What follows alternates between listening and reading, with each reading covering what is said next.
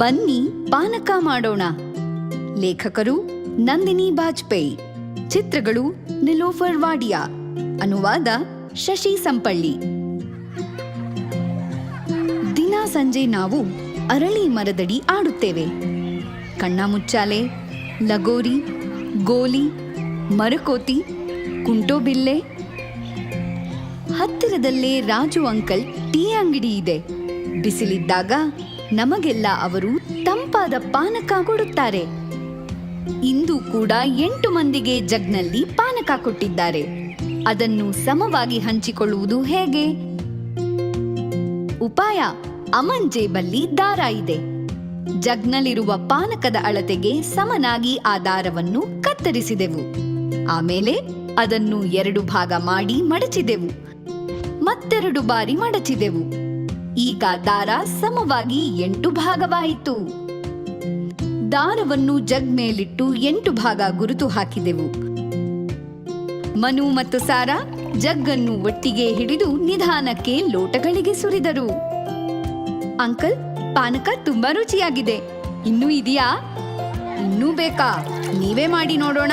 ಪಾನಕ ಮಾಡೋದು ಹೇಗೆ ಅಂತ ಅಲ್ಲೇ ಬರೆದಿಟ್ಟಿದೆ ಎಂದರು ರಾಜು ಅಂಕಲ್. ಎಲ್ಲವನ್ನು ಜಗ್ಗೆ ಹಾಕಿ ಚೆನ್ನಾಗಿ ಕಲಕಿ ಕುಡಿಯಿರಿ. ಆದ್ರೆ 10ರಲ್ಲಿ 1, 10ರಲ್ಲಿ 2 ಎಂದು ಭಾಗ ಮಾಡೋದು ಹೇಗೆ? ಗುರು ಹೇಳಿದ ನಾವೀಗ ಜಗ್ ಮೇಲೆ 8 ಭಾಗ ಗುರುತಿಸಿದ್ವಿ ಅಲ್ವಾ? ಅದರ ಮೇಲೆ 2 ಸಮಭಾಗ ಗುರುತಿಸೋಣ.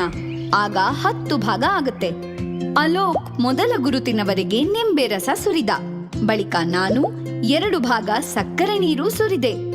ಈಗ ಸಕ್ಕರೆ ಪಾಕ, ನಿಂಬೆ ರಸ ಸೇರಿ 3ನೇ ಗುರುತಿನವರೆಗೆ ಬಂತು. ಗುರು ಜಗ್ನ 10ನೇ ಗುರುತಿನವರೆಗೆ ತಂಪಾದ ನೀರು ಸುರಿದ. ಒಂದು ಸಲ ಕಲಕಿ 8 ಲೋಟಗಳಿಗೆ ಸುರಿದೆವು. ನಾವು 8 ಜನ ಕುಡಿದು ಸ್ವಲ್ಪ ಪಾನಕ ಉಳಿಯಿತು. ಅದನ್ನು ದೊಡ್ಡ ಲೋಟಕ್ಕೆ ಹಾಕಿ ರಾಜು ಅಂಕಲ್ಗೆ ಕೊಟ್ಟೆವು. ಶಹಬಾಸ್, ನಾನು ಇಂತಹ ಪಾನಕ ಕುಡಿದೇ ಇರಲಿಲ್ಲ. ಬೆನ್ನು ತಟ್ಟಿದರು ರಾಜು ಅಂಕಲ್. ತಿನ್ನಲು ಬಿಸಿ ಬಿಸಿ ಬಜ್ಜಿ ಜೊತೆಗಿದ್ದರಂತೂ ಇನ್ನೂ ಮಜಾ ಎಂದು ಚಪ್ಪರಿಸಿದರು. ಹೌದಲ್ವಾ? ಮಕ್ಕಳು ಕುಣಿದರು. ಕಾಲು, ಅರ್ಧ ಭಾಗ, ಮುಕ್ಕಾಲು, ಪೂರ್ಣ ಭಾಗ ಎಂದರೇನು ಗೊತ್ತಾ? 1 ನಿಂಬೆ ಹಣ್ಣನ್ನು 8 ಭಾಗಕ್ಕೆ ಕತ್ತರಿಸಿಕೊಡುವಂತೆ ನಿಮ್ಮ ಅಕ್ಕ ಅಣ್ಣನನ್ನು ಕೇಳಿ. ಚಾಕು ಬಳಸುವಾಗ ಜೋಪಾನ. ಒಂದೊಂದು ತುಂಡು ಇಡೀ ಹಣ್ಣಿನ 1 ಭಾಗವಾಗುತ್ತೆ. ಒಂದೊಂದು ಭಾಗವನ್ನ ಭಿನ್ನರಾಶಿ ಎಂದು ಕರೆಯಬಹುದು. ಈಗ ಎಷ್ಟು ತುಂಡುಗಳು ಸೇರಿದರೆ ಅರ್ಧ ನಿಂಬೆ ಹಣ್ಣಂತೆ ಕಾಣಬಹುದು?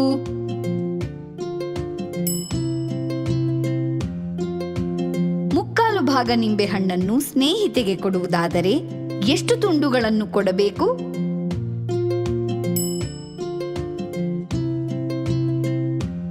ನಿಮ್ಮ ಅಣ್ಣನಿಗೆ ಅರ್ಧ ನಿಂಬೆ ಹಣ್ಣು ಕೊಡಬೇಕಾದಲ್ಲಿ ಎಷ್ಟು ತುಂಡುಗಳು ಬೇಕಾಗಬಹುದು?